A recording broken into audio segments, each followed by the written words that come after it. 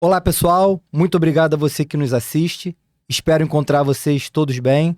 Sou Rafael Mendes, host do podcast Protagonistas, e hoje, para o nosso episódio 1, estou aqui com Humberto Romeu, que vai participar desse bate-papo conosco. Olá, senhoras e senhores, bem-vindos ao programa. Meu nome é Humberto Romeu, sou editor da Casa Realm. Rafael, protagonistas, quando a gente puxa para a literatura, o protagonista é sempre aquele personagem que ele tem uma inquietação, né? Ele tem alguma insatisfação, uma coisa que faz ele querer mudar algo e ele move a história em relação a essas mudanças. Isso tem de alguma forma a ver com o nome que você escolheu para o programa? Exatamente, Romeu. Esse nome Protagonistas, né, veio de uma inquietude, né? Há algum tempo atrás, durante minha jornada, uma pessoa que eu considero até um grande mentor, ele falou para mim que eu tenho uma característica de ser um agente de transformação. Uhum. Então, com base nisso, o objetivo desse podcast é trazer insights, compartilhar informações com as pessoas para que a gente possa ajudar a transformar as culturas organizacionais como um todo. Então, nós vamos trazer aqui, no decorrer dos nossos episódios, muita coisa sobre cultura de segurança, sustentabilidade, gestão de riscos, diversidade, inovação e cultura organizacional. Perfeito. Rafael, cultura de segurança ainda é uma coisa um pouco nebulosa, desconhecida, né, para boa parte do público. Mas o que torna dela tão importante para o ambiente de trabalho? A cultura de segurança, quando a gente fala da cultura, primeiro nós temos que falar um pouquinho da história do Brasil em relação ao tema segurança. O Brasil, ele tem uma característica de muita passividade. O Brasil, ele, em 1978, com a portaria 3.214, ela regulamentou as normas regulamentadoras da CLT. Então, quando a gente coloca, 1978 ainda é muito recente. E aí, o que traduz essas normas, né? Pegando basicamente duas grandes normas. A NR4, que fala de serviço especializado em segurança e medicina do trabalho, que ela requer que a empresa tem que ter uma característica de grau de risco e número de funcionários para ter a composição dos profissionais de segurança. E para as que não têm essa necessidade, para que não entra nesse enquadramento, essas empresas, elas têm a CIPA. Em alguns momentos tem os dois, tem o SESMIT e tem a CIPA. Mas para entender a reatividade e a passividade, o profissional da CIPA, quando ele é eleito, que é uma votação, é um processo eleitoral, ele tem até estabilidade profissional durante o período do mandato dele, pós-mandato durante um ano. Por quê? Para garantir que quando ele levantar possibilidades, gaps de segurança, ele não vai sofrer retaliação. Então, quando a gente pega essa questão histórica, significa o quê? No Brasil só se faz, no máximo, o cumprimento das regras. Por vezes nem se cumpre. Então, quando a gente olha para esse cenário, nós percebemos que aqui no nosso país, infelizmente, nós não temos, historicamente, um modelo de cultura de segurança enraizado. Uhum. Então, por isso, nós temos que fazer um estudo e tem essa grande dificuldade, esse desafio de implementar efetivamente a cultura de segurança nas organizações. Entendi. Como a gente consegue segmentar esse tipo de cultura? Como a gente consegue definir o tipo de cultura de segurança? Então, nós temos algumas metodologias, para poder entender, dimensionar, entender o nível de cultura de cada organização. Eu gosto muito da metodologia do Hearts and Minds, que é uma metodologia que ela classifica, ela posiciona qual o nível de cultura daquela organização.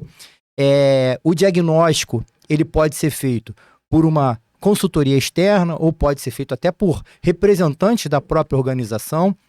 Depende da questão orçamentária da empresa, depende de o que a empresa quer efetivamente, né? É claro que quando você traz uma consultoria especializada, você tem uma visão externa, né? Uma visão isenta de qualquer... contaminação é uma palavra forte, mas isenta de qualquer... Um viés, o talvez. viés já trazido de dentro da empresa. Então você tem uma visão externa completamente neutra. E aí, nesse diagnóstico, a gente consegue medir qual o nível de cultura de segurança da organização naquele momento, pós conclusão do diagnóstico. Então, ela pode ser uma cultura que ela varia em alguns níveis, né? Desde o nível patológico, o nível reativo, o nível burocrático, o nível depois que a gente vai entrando para os níveis mais avançados, né? Que é o nível chegando até o de sustentabilidade, que é onde a organização, ela por si só, ela já fomenta o valor segurança. Perfeito. E quais são os primeiros passos que uma empresa pode fazer para transformar a cultura de segurança e de sustentabilidade dentro dela? O que eu entendo que é primordial é ter esse diagnóstico. Uma vez que a gente tenha esse diagnóstico, né, você tem a fotografia, é trazer a alta liderança da organização para dentro. Sem a alta liderança, não tem como a gente implementar. Existem até alguns outros programas, alguns outros projetos que podem ser implementados em organizações que venha da base, né, fomentando de baixo para cima. Mas a cultura de segurança, se ela não tem a alta liderança como principal patrocinador, nós temos um problema de sustentação. Por quê? Em alguns momentos, na tomada de decisão final, vai ser sacrificado o valor segurança. Uhum. E aí você coloca em xeque tudo que você está tentando construir. Agora, quando a gente sempre acaba falando que vai ser sacrificado, né, o valor segurança. As pessoas sempre têm essa noção de que talvez segurança seja um gasto desnecessário. E como é que as empresas podem passar a enxergar, qual o valor as empresas podem considerar que existe ali em investir em segurança e repassar essa noção para os seus funcionários? O que é um ponto super importante? Segurança em geral, você trouxe muito bem, ela é entendida como custo, como despesa.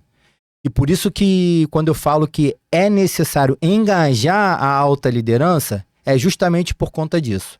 Porque nós precisamos trazer, digamos, em geral, quando as empresas iniciam um trabalho, elas estão no nível patológico ou no nível reativo, que é o nível 1 ou 2, lá embaixo. Então nós temos que trazer para a organização. Diretores em geral, CEO, esse é o retrato da companhia. Sim.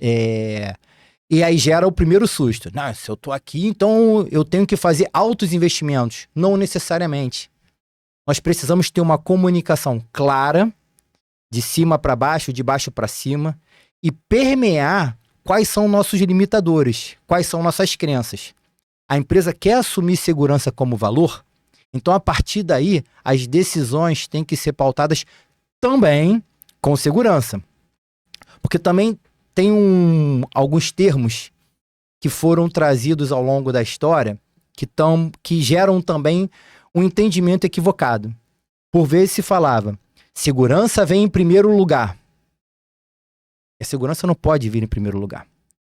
Cada empresa, cada negócio tem sua atividade fim. A segurança, ela tem que caminhar junto com a atividade fim. É uma raiz, ela faz parte da raiz, sabe? Exatamente. A empresa tem que, no final do dia, dar resultado. As empresas não trabalham por filantropia. Então, a segurança, ela não pode sobrepor a atividade fim da empresa. Ela tem que caminhar junto. Então, esse que também é um ponto importante, que é o papel do profissional de segurança de trazer nesse processo, para que se gere um entendimento de todas as partes. Eu sou profissional de segurança, nós vamos trazer soluções conjuntas. Existe um risco, o risco do negócio. Por isso que, só voltando, né, existe uma classificação de risco de negócio. 1, 2, 3 e 4. Então a gente vai propor soluções de acordo com o grau de risco de cada negócio para que a atividade fim da empresa aconteça dentro dos padrões aceitáveis de segurança. E quando se trata dos funcionários, dos colaboradores, como fazer com que essa cultura de segurança seja vista como um valor e não como uma obrigação? Nós temos aí, até eu já trouxe esse ponto em outras oportunidades, né? Nós temos um problema no Brasil que ele vem desde o ensino escolar. Seja no ensino infantil, ensino fundamental, ensino médio, ensino superior, não se fala em segurança. Então, o trabalhador, ele chega na empresa e aí ele tem uma avalanche de informação de segurança naquele momento. Mas ele não tem essa crença, ele não tem um conhecimento. E aí é necessário que o profissional de segurança também tenha uma estratégia assertiva. Cada profissional em cada área são necessárias características específicas, né? Habilidades. Hoje se fala muito em skills, né? Mas vamos trazer para o português, né? Habilidades. Perfil do profissional. Eu entendo que a principal habilidade necessária para o profissional de segurança é a capacidade de comunicação. Tem que ter a capacidade de se comunicar, desde a base operacional até a alta liderança da companhia. De forma assertiva, de forma que se gere entendimento. Porque o Humberto Romeu não vai praticar segurança porque o Rafael está pedindo, ou porque a empresa está exigindo. Humberto Romeu tem que praticar segurança porque ele entende que é valor. E eu tenho que fazer que o Humberto Romeu entenda que segurança é valor. E como é que eu faço isso? Criando engajamento, criando relações de confiança, criando uma comunicação assertiva. Sim. Você comentou que esse problema de segurança, de não entender a cultura de segurança e o valor que ela tem, vem da educação básica. De que maneira você acredita que isso poderia ser ensinado nas escolas de ensino fundamental ou médio? Deveria-se ter pílulas de conhecimento, né, desde do ensino infantil. Hoje em dia eu já vejo, como eu tenho filhos pequenos, né, algumas escolas já têm até a prática de fazer procedimento de emergência, de evacuação. Então já começou a ser inserido de forma muito leve. Até eu acho que hoje, até pegando um parêntese, a parte ambiental já está até um pouco mais avançada, porque muitas escolas já ensinam a fazer o descarte correto do lixo, né? Para você trazer benefício o lixo, ele virar resíduo, talvez reciclável, ou fazer uma compostagem. Mas a segurança ainda está engatinhando.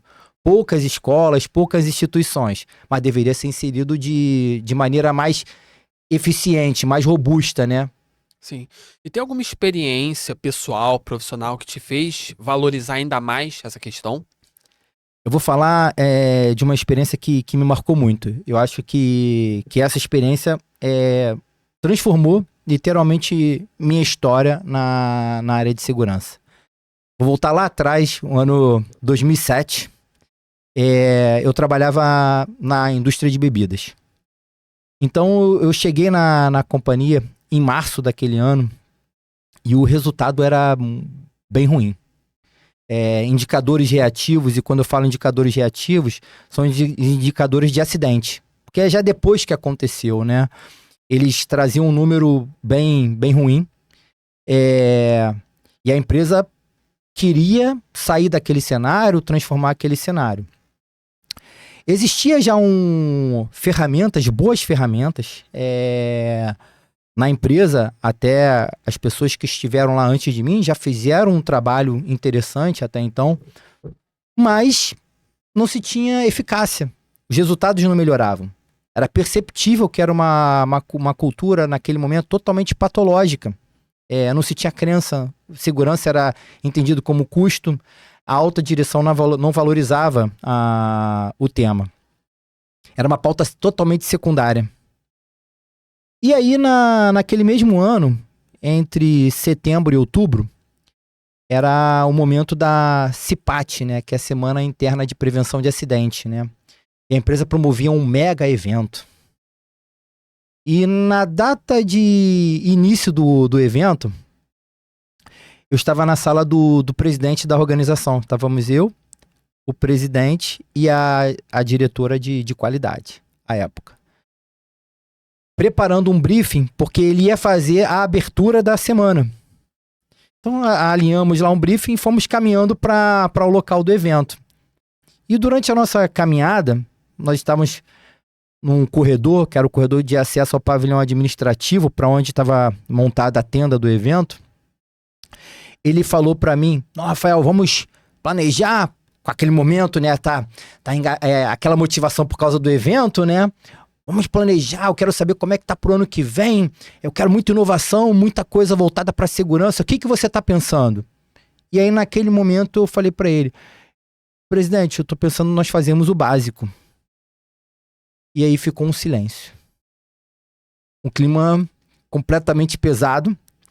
O restante da caminhada aí por volta de 50, 60 metros, no silêncio total. O clima pesadíssimo. Ele fez a abertura, saiu calado depois da abertura. E a diretora me chamou pra conversar depois do evento. E ela falou, Rafael, você perdeu a oportunidade. O presidente falou que queria inovação, queria o que tá planejando, e você falou fazer o básico. E foi o que eu falei naquele momento. Falei, olha, eu tenho que trabalhar com a verdade, com o que eu acredito. Hoje nós não fazemos nenhum básico. Várias questões legais nós não cumprimos. Como nós queremos dar o próximo passo se nós não fazemos o básico? Vamos iniciar por onde tem que fazer. Vamos fazer primeiro a base, estruturar a base. Porque eu não posso chegar para os trabalhadores, principalmente das áreas operacionais, industrial, área operacional de armazenamento, e passar para eles questões até que eu mesmo não acredito. Porque eles vão questionar quando eu fizer alguma cobrança, quando o time fizer alguma cobrança, eu vou falar, cara, você está fazendo isso, mas você não me entrega o básico.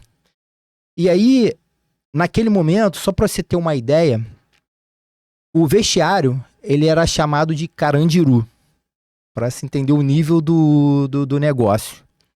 Tinha uma área que era uma área de retorno de vasilhames de vidro, né, embalagens retornáveis, que era chamada de Afeganistão. Então, quando você tem esse cenário, esse contexto, é o que você está oferecendo para os trabalhadores. Então, como você vai fazer algum tipo de cobrança, de cultura, falar que você está promovendo o cuidado se você não oferece o básico? Sim. Inclusive, uma dúvida que eu tenho é como fazer essa comunicação com o colaborador, com os funcionários, ser mais didática, mais assertiva naquele objetivo que você quer ter com eles, daquilo que você quer ensinar a eles. Porque às vezes as pessoas usam termos muito complexos para explicar a segurança de trabalho, né? Então, qual é o ideal para se comunicar bem com os funcionários? Primeiro, é ser transparente. Principalmente quando você está falando com a base operacional. É fazer o linguajar simples, ser o mais assertivo e objetivo. Porque eles vão realmente ter a confiança no que você está falando. E aí, até para concluir um pouquinho desse exemplo, depois desse bate-papo com a diretora, o presidente ficou um pouco com rusga, né? Não gostou efetivamente do que aconteceu, mas ele veio se aposentar 2 meses depois. E aí, na sequência, em janeiro, chegou um novo presidente na companhia. Na primeira semana, esse novo presidente pediu a secretária dele para me ligar. Ela me ligou e falou, Rafael, o presidente quer falar com você. Mas não fala para ninguém que você tá vindo aqui. Tá bom. Falou, Rafael, queria dar uma volta com você pela fábrica, que a nossa base era na principal fábrica do grupo. Eu quero dar uma volta com você na fábrica, mas eu já soube aqui que você conhece efetivamente os locais. E eu quero ir nos locais críticos. E eu falei pra ele, você tá preparado? Ele falou, tô preparado. E aí a visita durou menos de 10 minutos. Porque a fábrica era muito grande, então nós tínhamos um carrinho de golfe pra transitar. Uhum. Não deu uma volta, né? O carrinho literalmente esquentou. Nós paramos. Eu falei, presidente, bem-vindo ao Carandiru. E era o vestiário. Quando ele saltou do carrinho, era por volta de 10 horas da manhã, ele ficou horrorizado. Parou, ligou para a secretária e pediu para chamar todos os diretores da companhia. Lá no vestiário. Aí você começa a ver a lacuna do tema cuidado com as pessoas. Tinha diretores que nem sabiam onde era o vestiário da indústria. Uhum. Porque não tinha interesse, né? Porque saía do carro, parava o carro na vaga da diretoria, do lado da prédio administrativo, então ficava dentro daquela bolha. Então tinha um discurso, mas efetivamente não pregava o cuidado com os funcionários que estão lá fazendo a atividade fim da companhia, né? Então foi o caos. E aí todos falam, nossa, eu não sabia disso, não conhecia. E aí acabou a visita, bem rápida, voltou todo mundo para a sala do presidente. E aí foi quando ele chamou o time de engenharia de projetos e pediu não só um projeto, mas execução de um novo vestiário em até 90 dias. Então foi um super desafio. Por quê? Houve ali uma discussão de que não se podia promover um ambiente mais adequado, mais digno para aquelas pessoas, porque elas não saberiam como se comportar naquele ambiente. Mas foi por equívoco, e ele tinha a mesma crença do que eu tinha. Então foi criado um vestiário, modelo de clube de alto padrão, com suíte, com a área dos sanitários, com a área dos chuveiros, a área de troca de roupa com uma cabine independente, era quase que uma mini suíte para cada pessoa. Uma lavanderia industrial para que cada um não tivesse que levar sua toalha, era feita a troca da toalha. Aquela situação começou a transformar a cultura da organização. De que maneira exatamente começou a transformar essa cultura? Nós começamos a mostrar, foi uma super oportunidade para mostrar para os trabalhadores que nós tínhamos efetivamente o cuidado genuíno. Certo. Você comentou que tinha muita gente na diretoria que não fazia ideia nem de onde ficava o vestiário. Você acha que falta uma certa humanização no sentido de conhecer melhor a hierarquia da empresa e quem está nas hierarquias mais baixas e onde elas estão, como elas têm, como tem sido o ambiente de trabalho delas? Com certeza, em muitas organizações. Lá é um exemplo que a gente está hoje fazendo, até contando esse exemplo, né? Vou entrar um pouquinho mais, mas em diversas outras organizações que eu já passei ao longo da história, eu percebi isso de forma muito clara. Certo. E quais mudanças, tanto positivas, eu vou fazer uma pergunta de dualidade aqui, que era um exemplo positivo e um negativo. Quais mudanças as empresas têm adotado, quais inovações as empresas têm adotado que você tem surpreendido de uma maneira boa e de uma maneira ruim? De uma maneira positiva, eu vou aproveitar esse próprio exemplo. Mudamos os cuidados básicos, né, com as pessoas. Foi colocado um vestiário novo, digno. A outra área que eu falei que era a área chamada do Afeganistão, foi colocado um novo galpão coberto, para que as pessoas pudessem ter um ambiente coberto de disposição ao sol ou à chuva. Ventiladores com umidificador para poder melhorar a umidade. Nós estamos falando de Rio de Janeiro, 40 graus no verão. Uma atividade com trabalho exaustivo, né? Um trabalho operacional. Foi colocada a disponibilização de hidrotônicos para poder hidratar as pessoas ao longo da jornada, principalmente no verão. Foi colocado períodos de revezamento de equipes para poder reduzir o estresse. Então, quando você cria soluções, e aí nós percebemos, tem soluções que acabam gerando a necessidade de algum tipo de investimento, né? Um pouco menor ou até um pouquinho maior, mas outras não. São simples rearranjos, são simples modelos de gestão que você promove o engajamento com as pessoas. As pessoas conseguem entender que, caramba, tá tendo uma contrapartida da empresa. Realmente eles estão preocupados conosco. Então, esse é um efeito super positivo.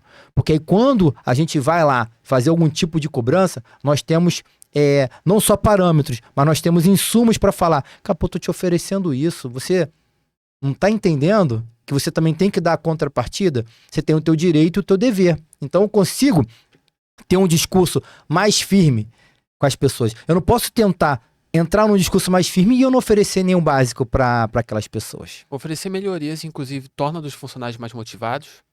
Muito, muito. Inclusive, eu vou entrar numa questão que é um pouquinho mais técnica, mas só para poder entender dessa questão, ainda falando de melhorias, e depois a gente vai para um exemplo negativo. Existia até então um programa lá, que era um programa bem interessante, era uma ferramenta que era para se comunicar os riscos. Cada funcionário podia comunicar algum risco que ele estava exposto para que a empresa pudesse melhorar. Só que a ferramenta não tinha credibilidade. porque ao longo de mais de um ano que já existia essa ferramenta à época, tinham mais de 1.000 reportes de problemas e nenhum feedback para os funcionários, nenhuma medida. Então, como é que você quer uma credibilidade? Como é que eu chego pro Romeu, você e teu time, vocês têm que reportar. Aí você fala para mim, pô, meu reporte não é defeito. Eu já reportei 10 vezes e não recebi um retorno de ninguém. Então, quando a gente cria mecanismos de gestão, e nós fizemos na época, foi feito um mapeamento, todo apontamento gerava um retorno. E aí existe um imposto que as empresas recolhem, que ele vem diretamente proporcional à folha de pagamento, que ele varia de acordo com o comportamento da empresa, na estatística de acidente. Então, se a empresa tem bom comportamento, bom resultado, ele vai reduzindo. Então, a economia que era gerada nesse imposto, ela era direcionada para fazer investimento de melhoria. Então, a empresa começou a entender que aquilo não era custo, que era um reinvestimento. Então, ela reduzia e investia um pouquinho. Então, cada ano conseguia ter uma redução maior. Então, esse é um exemplo super positivo. Agora, o exemplo negativo, que nós percebemos também muito ainda no Brasil, não por acaso, o Brasil figura entre os 5 países com maior número de acidentes, sem contar os que não são reportados, né? Nós estamos falando só estatística oficial. Sim. E sabemos que no Brasil tem muito trabalho não registrado, né, por regime CLT. Então a estatística deve ser muito pior, infelizmente. Mas nós percebemos do outro lado, simplesmente organizações que só pensam em ativos nos equipamentos. Realizam até investimentos, né? Eu vou investir numa super máquina, num super equipamento, mas zero preocupação com as pessoas. O que você acredita que falta para essas empresas começarem a se preocupar mais com as pessoas? Esse é um bom ponto. É uma questão. Não tem uma resposta, porque muitos empresários, né? Muitos empresários e até altos executivos, eles entendem efetivamente ali o número do resultado do momento. Eu já debati até com alguns professores, alguns pesquisadores do tema, que eu acho que, por vezes, o modelo de remuneração dos altos executivos, ele tem algumas oportunidades de melhoria. Porque, mesmo para os altos executivos, quando se fala de remuneração de longo prazo, são ciclos até de 5 anos, no máximo. Então tem um bônus anual e essas remunerações de 5 anos, mas são diluídas ano a ano. Então os executivos enchem o bolso, efetivamente, de dinheiro e não se preocupa com resultados de médio e longo prazo. E aí talvez seja essa uma das principais respostas com relação ao investimento de segurança, a preocupação. Porque a cultura de segurança robusta, você não constrói em 1 ano, em 2 anos. Um resultado satisfatório, um resultado sustentável, voltando lá naquela metodologia, o sustentável é o topo da pirâmide. São 5, 7 anos para você, 10 anos para você atingir aquele resultado. E por vezes os executivos já não estão mais lá. Então o que muitos pensam? O modelo de remuneração é esse. Eu vou estar aqui 2, 3, 5 anos, então não estou pensando no futuro, lá na frente. Eu não tenho compromisso com a organização. Então esse é um dos fatores que pode ser talvez o principal fator. Você acredita que tem uma solução para esse tipo de fator? Algo que pode ser aplicado nas empresas para melhorar essa questão e assim começar a criar uma noção de longo prazo quando a gente fala sustentabilidade? Eu creio que ajustar esse modelo de remuneração seria uma possibilidade. Gerar mais compromisso e responsabilização civil e criminal para os executivos. Hoje ainda não tem para a segurança. Para a parte ambiental existe, por conta da legislação, mas para a parte de segurança não existe. Então, se começasse a amarrar essas pontas, esses executivos poderiam pensar de uma outra forma. Caminhando agora para o final do primeiro episódio, qual insight ou ideia você já ouviu de um colega ou de um mentor, professor ou chefe, que você acha que todo mundo deveria ouvir em algum momento? Então, tem algumas ideias que eu acho importantes, assim, super interessantes, mas eu vou talvez me ater a uma frase, né, talvez. É que quando se fala de pessoas, você tem que gostar de pessoas. O profissional de segurança que não tenha paixão por pessoas, que não goste de pessoas, ele não pode ser profissional de segurança. Ele efetivamente tem que buscar outra profissão. Porque praticar a segurança genuína, sem gostar de pessoas, sem praticar o cuidado com as pessoas, ela não vai ser sustentável. Porque quando a gente pensa, entrando um pouquinho mais do porquê dessa consideração, equipamento você substitui. Hoje tá obsoleto, amanhã você troca. Equipamento deu defeito, você faz a manutenção. Preventiva, preditiva, corretiva, você faz a manutenção no equipamento. A pessoa, você faz correção, se a pessoa perder um braço, ou uma perna, ou tiver alguma amputação de algum membro, você faz? Não faz. A pessoa, ela é substituível se você tiver um acidente fatal na tua organização? Às vezes tem gente que fala, vem um ditado, né? Todos são substituíveis, né? Não tem ninguém. Eu já ouvi muitas vezes isso, por onde eu passei. Ninguém é insubstituível. Se a pessoa sair, amanhã entra outro no lugar. Aí depende da ótica. Depende de qual ponto de vista que você está trazendo aquela afirmativa. Pergunta para um filho, para uma filha, se o pai ou se a mãe dele é insubstituível ou não. Se ela é substituível. Imagina se um pai ou uma mãe não volta para casa. Pode ser de outra forma. Pergunta para uma mãe ou para um pai se o filho é substituível ou não. Então, cada um dentro do seu contexto, da sua história familiar, dentro do seu âmbito familiar, é insubstituível. Então, por isso que nós precisamos fomentar o tema. Eu falo também, muitas vezes, ter resiliência, ter perseverança, de que segurança é valor. Nós precisamos cuidar das pessoas, porque cada um é insubstituível. Dentro do teu contexto familiar, independente do que quer que seja, no final do dia, vai ter sempre alguém te esperando na tua casa. Sim. Rafael, foi um papo muito esclarecedor. Muito obrigado pelo convite de participar aqui do programa e espero te encontrar mais vezes aqui. Obrigado, Alberto Romeu. E aproveitando, para você que está aí até agora, né, nos assistindo, esse foi somente o primeiro episódio.